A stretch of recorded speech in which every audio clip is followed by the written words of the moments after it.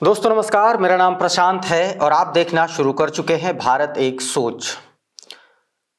नए साल की शुरुआत क्या हुई, उत्तर प्रदेश की भारतीय जनता पार्टी की सरकार और दिल्ली की केंद्र सरकार में ऐसे ठन गई जिसकी उम्मीद किसी को नहीं थी। एक डायलॉग है, एक मूवी आई थी 3 इडियट, जिसमें यह कहा गया था कि बोल वो रहे हैं लेकिन शब्द हमारे हैं। तो बोल तो आशीष पटेल रहे थे कल एक प्रेस कॉन्फ्रेंस में अपना दल एस के एक कार्यक्रम में, लेकिन शब्द कहीं और से आ रहे थे। ऐसी चर्चाएं सियासी गलियारों में उत्तर प्रदेश में चल निकली हैं। विधानसभा के 4 दिवसीय शीतकालीन सत्र के दौरान अपना दल कमेरावादी की नेता समाजवादी पार्टी के टिकट पर 2022 में सिराथू विधानसभा सीट से विधायक बनी अनुप्रिया पटेल की बहन पल्लवी पटेल और आशीष पटेल की साली पल्लवी पटेल ने आशीष पटेल पर जो आरोप लगाए वो बहुत संगीन आरोप थे। आरोप था कि जिस मंत्रालय के मंत्री हैं आशीष पटेल, तकनीकी शिक्षा मंत्रालय, प्राविधिक शिक्षा मंत्रालय, और कहा गया कि तमाम सारे पॉलिटेक्निक कॉलेजेस में जो लेक्चरर्स की भर्ती की गई, उनको भर्ती की एवज में 25-25 लाख रुपए की उनसे रिश्वत ली गई। सीधे तौर पर आरोप आशीष पटेल पर लगे।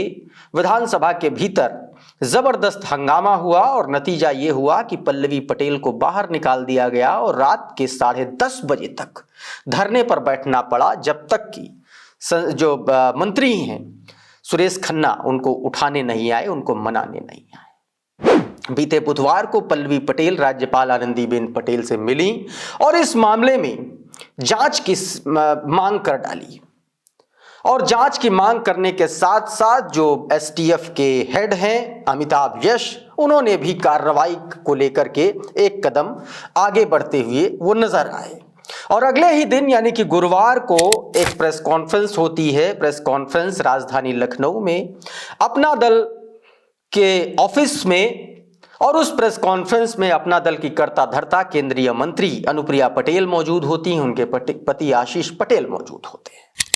कुछ ऐसी बातें कही जाती हैं जिसमें जिक्र तो, नाम तो नहीं है योगी सरकार का, नाम तो नहीं है उत्तर प्रदेश की भारतीय जनता पार्टी के आला कमान का, लेकिन चर्चा उन्हीं की है, सवाल उन्हीं से हैं और हमला भी उसी पर है, उन्हीं पर है।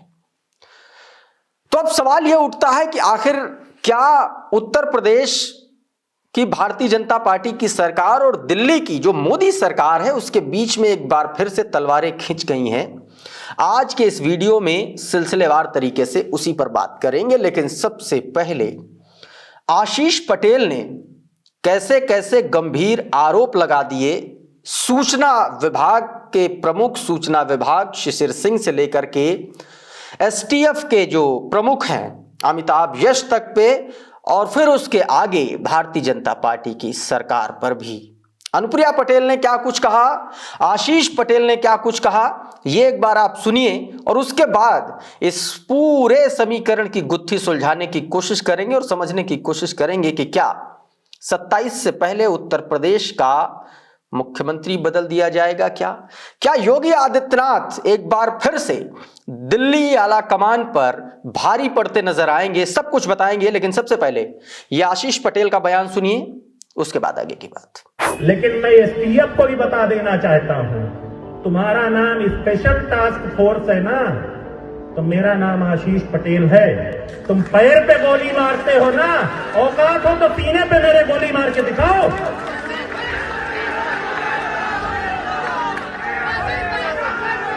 मुझे पता है आज के बाद से मेरे खिलाफ और षड्यंत्र होंगे, पर फिर से मैं आप सबसे पूछता हूं, मुझे डरना चाहिए या लड़ना चाहिए?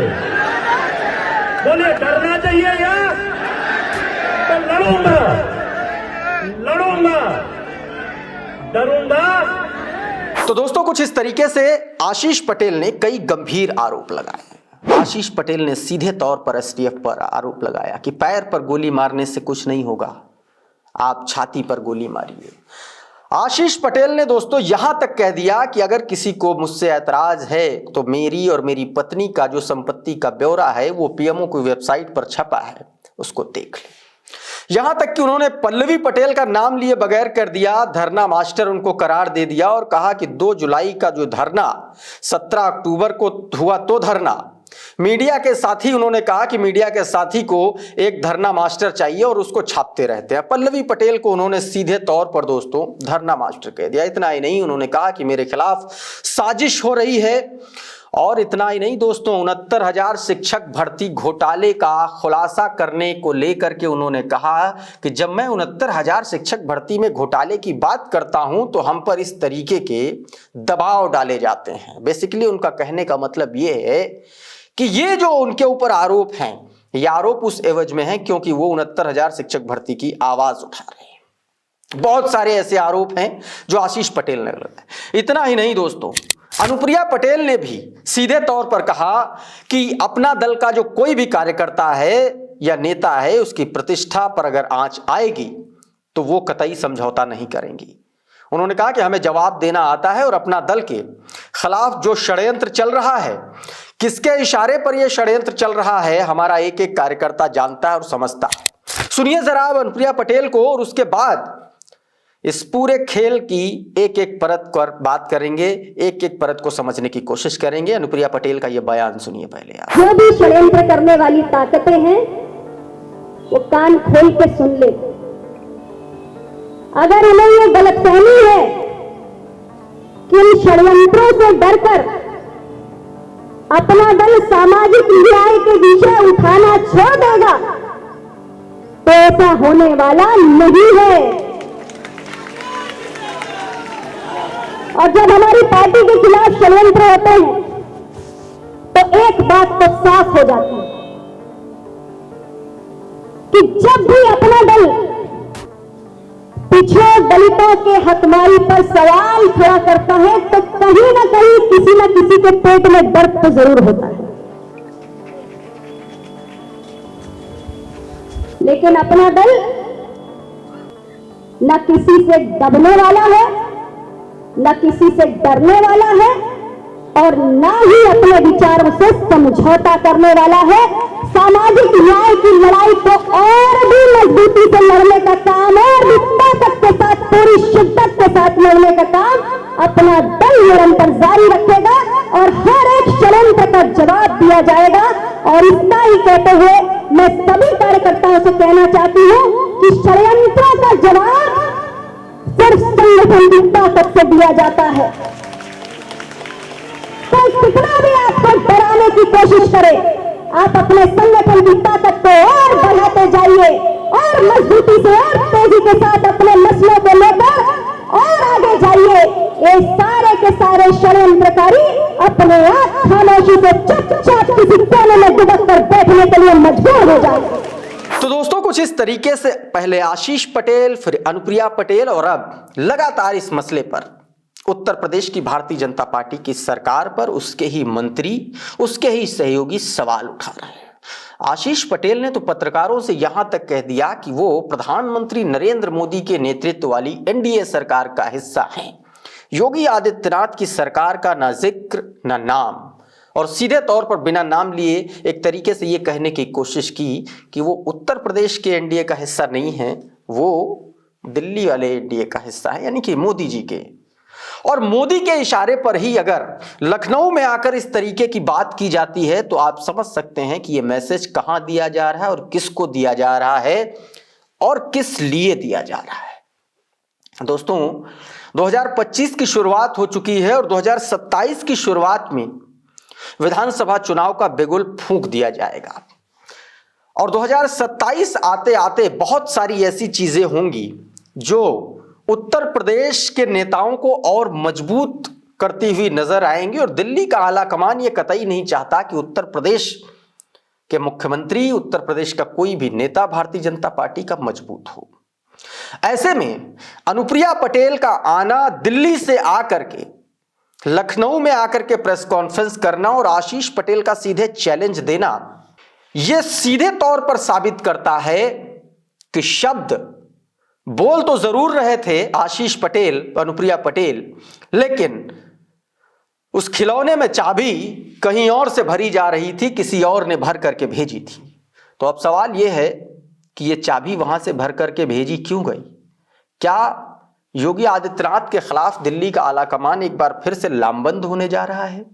क्या एक बार फिर से मुख्यमंत्री योगी आदित्यनाथ को हटाने की साजिश शुरू हो चुकी है? यह भी एक बड़ा सवाल है दोस्तों।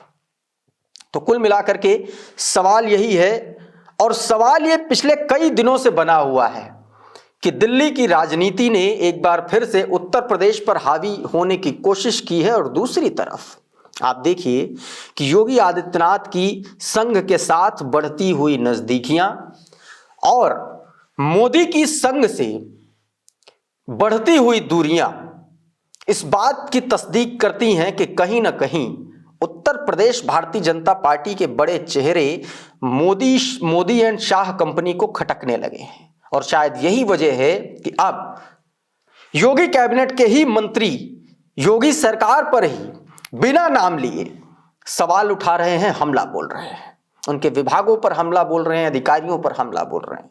और ये वो अधिकारी हैं जो इस पूरी सरकार 10 साल के कार्यकाल में चर्चा का विषय इसलिए रहे और यह कहा गया कि ये जो है योगी सरकार के सबसे शानदार अधिकारी हैं, योगी के सबसे करीबी लोग हैं। तो अब देखना होगा कि आशीष पटेल का ये बयान, इसके खुलासे और इस पर उत्तर प्रदेश भारतीय जनता पार्टी की प्रतिक्रिया क्या होगी, क्योंकि दिल्ली ने अपनी चाल चल दी है और उत्तर प्रदेश को अपनी चाल चलने का अब मौका है। शह और माद के इस खेल में 2 साल का वक्त बाकी है और उससे पहले कहा जा रहा है कि उत्तर प्रदेश में कुर्सी का खेल कहीं चुनाव से पहले ही तो नहीं हो जाएगा। और अगर पहले हो जाएगा तो फिर उत्तर प्रदेश का नया सत्ताधीश होगा कौन? और अगर नहीं हो पाया तो क्या 2029 में केंद्र के लिए नए समीकरण एनडीए के आसरे फिर से बैठाए जाएंगे क्या? यह देखना दोस्तों बड़ा दिलचस्प होगा। लेकिन आशीष पटेल ने इस पूरी पटकथा की शुरुआत कर दी है। स्क्रिप्ट कहीं और से आई कहा जा रहा है और बोला किसी ने, और बोला किसी और के लिए और समझा किसी ने। देखना होगा इस पूरे मामले को लेकर के अब भारतीय जनता पार्टी उत्तर प्रदेश का क्या रिएक्शन रहता है। क्या आशीष पटेल के खिलाफ जांच बैठेगी? क्या राज्यपाल इस जांच के लिए जो है सिफारिश करेंगी? क्या ये भी देखना बड़ा दिलचस्प होगा दोस्तों। बहरहाल अभी के इस वीडियो में इतना ही। हमारा ये वीडियो आपको कैसा लगा हमें कमेंट बॉक्स में जरूर बताइए।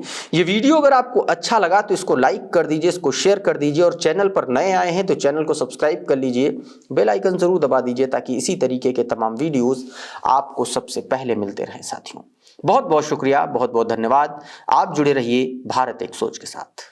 नमस्कार।